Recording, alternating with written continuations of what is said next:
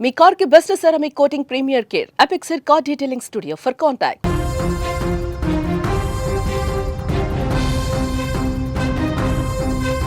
Breaking news చూస్తున్నాం. ఢిల్లీలో ఎర్రకోట సమీపంలో జరిగిన పేలుళ్లకు సంబంధించి హోంమంత్రి అమిత్ షా పూర్తిగా ఆరాధిస్తూ ఉన్నారు. ప్రధానమంత్రి నరేంద్ర మోదీ అమిత్ షాకు ఫోన్ చేసి వివరాలు అడిగి తెలుసుకున్నట్టుగా తెలుస్తోంది. కేంద్రం పూర్తిగా అప్రమత్తమైంది. దేశం మొత్తం కూడా హై అలర్ట్ ప్రకటించినటువంటి పరిస్థితి కనిపిస్తుంది.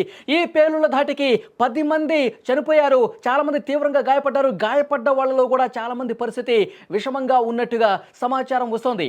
ఢిల్లీ సిపి కూడా మీడియాతో మాట్లాడారు. దర్యాప్తు కొనసాగుతుంది, పూర్తి వివరాలు అతి త్వరలోనే మీకు వెల్లడిస్తాము, ఇన్వెస్టిగేషన్ తరువుగా జరుగుతోందని కూడా ఆయన చెప్పారు. సరిగ్గా 6:52 సమయంలో ఎర్రకోట సిగ్నల్ సమీపంలో ఆగి ఉన్నటువంటి కారులో ఈ పేలుడు జరిగినట్టుగా ఆయన నిర్ధారించిన పరిస్థితుంది. అమోనియా నైట్రేట్ పేలటం వల్లే ఇంత పెద్ద విధ్వంసం జరిగిందని చెప్పి ఒక అనుమానం అయితే వ్యక్తం చేస్తూ ఉన్నారు. ఇంకా పూర్తిగా క్లారిటీ రావాల్సినటువంటి అవసరం ఉంది. ఇదే విషయానికి సంబంధించి మరింత అప్డేట్ ఇన్ఫర్మేషన్ తెలుసుకునే ప్రయత్నం చేద్దాం. న్యూస్ రూమ్ నుంచి ఎడిటర్ తిరుమల్ లైవ్లో జాయిన్ అయ్యారు. తిరుమల్, చాలా దారుణమైనటువంటి పరిస్థితి. ఎందుకంటే అక్కడ ఆ సంఘటన స్థలంలో ఛిద్రమైనటువంటి మృతదేహాలు కనిపిస్తున్నాయి. ఆ కార్లకు సంబంధించిన పార్ట్స్ తునాతునకలైపోయినటువంటి పరిస్థితి ఉంది. అంటే ఈ పేలుడు ఎలా జరిగిందన్నది కూడా ఇన్వెస్టిగేషన్ స్టార్ట్ అయింది ఇప్పటికే. మరికొద్దిసేపట్లో ఏం జరిగిందన్నది కూడా అధికారికంగా అనౌన్స్ చేసే అవకాశం కనిపిస్తుంది. మరోవైపు దేశం మొత్తం కూడా ఒక హైలైట్ కొనసాగుతుంది. ఈ పేలుళ్లకు సంబంధించి మీ దగ్గర ఉన్న లేటెస్ట్ ఇన్ఫర్మేషన్ తెలియజేయండి. కొద్దిసేపటి క్రితమే ఢిల్లీ సిపి మాట్లాడారు. ఇది ఖచ్చితంగా ఉగ్ర కుట్రనా కాదా అని తేల్చే పనిలో ఉన్నారు ప్రస్తుతానికి. అక్కడ ఎన్ఐఏతో పాటు ఫోరెన్సిక్ టీం అట్లాగే ఎన్ఎస్జి టీం విచారణ జరుపుతోంది. పేలుడుకు సంబంధించిన వివరాల్ని ఆరా తీస్తోంది. పేలుడు జరిగిన ప్రాంతాల్లో శాంపిల్స్ ని సేకరిస్తోంది.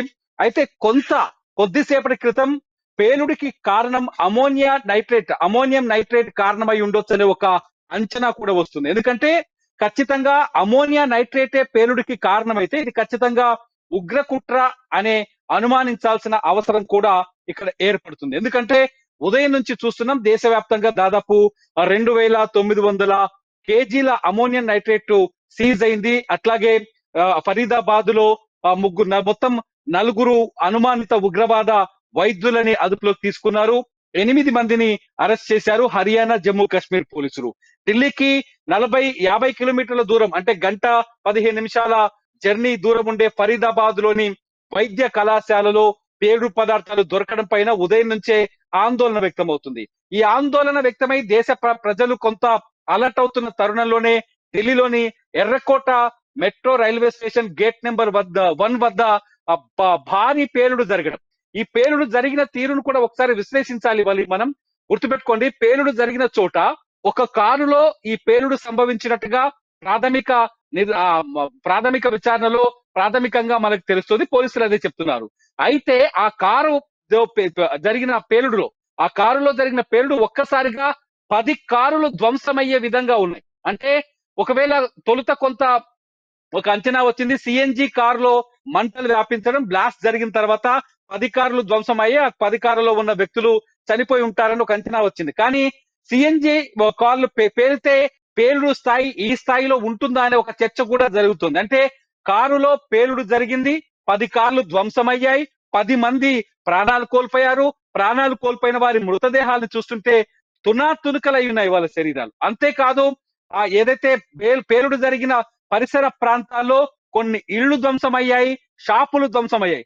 సిచ్యువేషన్ చూస్తుంటే గతంలో జరిగిన బాంబు దాడులతో పోల్చి చూస్తుంటే ఇది ఖచ్చితంగా ఉగ్రదాడికి అవకాశం ఎక్కువగా ఉందని కూడా అంచనా వేస్తున్నారు. ఈ అంశంపైన ఇప్పటికే ఇంటెలిజెన్స్ బ్యూరోతో కేంద్ర హోంశాఖ మంత్రి అమిత్ షా కూడా చర్చిస్తున్నారు. ఇటు సిపితో కూడా, ఢిల్లీ సిపితో కూడా ఆయన మాట్లాడారు. ప్రధాని మోదీ కూడా ఆరా తీస్తున్నారు. ఇప్పటికైతే ఉగ్రదాడిగా దీన్ని కన్ఫర్మ్ చేయలేకపోయినప్పటికీ కూడా అనుమానాలు మాత్రం అమోనియం నైట్రేట్ పేలుడనే అనుమానాలు అయితే కలుగుతున్నాయి. దేశవ్యాప్తంగా ఈ ఐఈడీ బాంబుల తయారీకి కొద్దిసేపటి క్రితం కొంతమందిని అదుపులోకి తీసుకున్నారు, ప్రశ్నిస్తున్నారు, అరెస్టు చేశారు అని చెప్పి ఇన్ఫర్మేషన్ వస్తుంది. వాళ్ళకి సంబంధించిన డీటెయిల్స్ ఏమైనా బయటకు వస్తా ఉన్నాయా?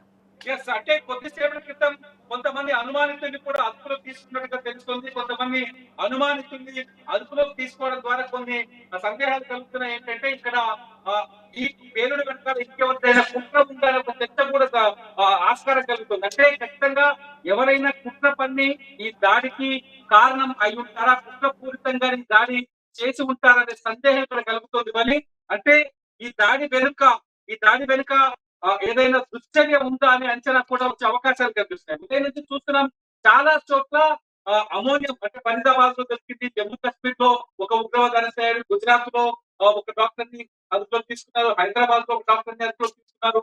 తాప కింద జిల్లా జైషే మహమ్మద్ సంబంధించిన టీమ్స్ ఈ పనిచేస్తున్న జైషే మహమ్మద్ దేశవ్యాప్తంగా కుట్రలకు పాల్చే ప్రయత్నాలు చేస్తుందని ఇటువంటి చర్చ జరుగుతుంది. ఈ తరుణంలో ఇప్పుడు జరిగిన ఇప్పుడు జరిగిన ఇదంతా చూస్తుంటే ఇప్పుడు జరిగిన ఇదంతా చూస్తుంటే ఖచ్చితంగా దీంట్లో ఉగ్రవాద అవకాశాలు కూడా ఉగ్రవాద దుశ్చర్య కూడా అవకాశాలు ఉండే అవకాశం కనిపిస్తుంది. దేశవ్యాప్తంగా అందుకే అన్ని ప్రధాన నగరాల్లో హై అలర్ట్ ని ప్రదర్శించారు. దేశవ్యాప్తంగా అన్ని ప్రధాన నగరాల్లో హై అలర్ట్ కొనసాగుతుంది. మన హైదరాబాద్ లో కూడా ఇక్కడ తనిఖీలు కొనసాగుతున్నాయి. మొత్తానికి సిచ్యువేషన్ చూస్తుంటే కొంత ఆందోళనకరంగా ఉందని చెప్పాలి.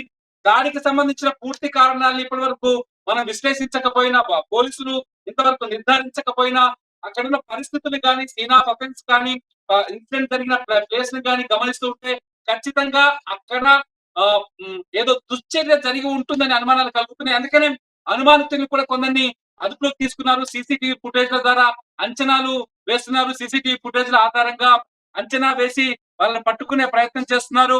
మొత్తానికి అనుమానితుల నుంచి ఎటువంటి ఏదైనా సమాచారం దొరుకుతుందో, ఒకవేళ ఆల్రెడీ ఫోరెన్సిక్ వాళ్ళు అక్కడ శాంపిల్ సేకరిస్తున్నారు. ఎన్ఐఏ కూడా శాంపిల్ సేకరిస్తుంది. ఆ శాంపిల్ సేకరణలో బ్లాస్ట్ జరగడానికి ఆస్కారం ఎంతవరకు ఉంది, బ్లాస్ట్ ఎందుకు జరిగింది, లేకపోతే సిఎన్జి కార్ పేలుడు వల్ల జరిగిందా, లేకపోతే బాంబు దాడి అంటే అమోనియం నైట్రేట్ లాంటి ఐఈడి బాంబు దాడి ద్వారా జరిగిందా అనేది తేలాల్సి ఉంది. ఒకవేళ ఆ ఐఈడి ద్వారా పేలింది అనుకుంటే మాత్రం ఖచ్చితంగా ఇది కుట్ర కిందనే భావించాల్సి ఉంటుంది మరి. ఓకే తిరుమల, మరింత ఇన్ఫర్మేషన్ కోసం మళ్ళీ ఒకసారి మిమ్మల్ని కాంటాక్ట్ అయ్యే ప్రయత్నం చేస్తాం.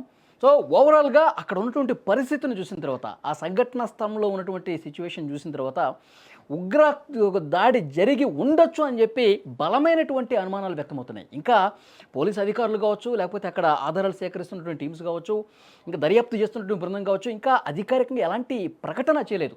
దీని వెనకాల ఏం జరిగింది, దేనివల్ల పేలుడు జరిగిందనేది అధికారికంగా అనౌన్స్మెంట్ చేయకపోయినప్పటికీ కూడా అక్కడ ఉన్న పరిస్థితులు చూస్తుంటే ఇది ఉగ్రకుట్రకు అవకాశం ఉందేమో అని చెప్పి ఒక చర్చ వినిపిస్తూ ఉంది. సో మరికొద్ది సేపట్లోనే ఒక కీలకమైనటువంటి ప్రకటన వచ్చే అవకాశం అయితే కనిపిస్తుంది.